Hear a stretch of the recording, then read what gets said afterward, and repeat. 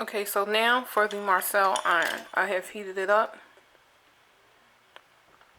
And I'm sure you can see the smoke coming off of this. But these, you have to regulate the temperature on your own. Now, the way how you check the temperature of a Marcel iron is you take a paper towel and you test it out. Now, I tried to heat this up really hot so that it'll burn.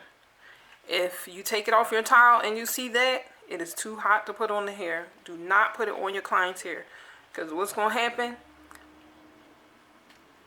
their hair is going to come right off when you go to pull this iron off. So, if you're not a pro, you want to make sure that you test this curling iron before you put it on your client's hair.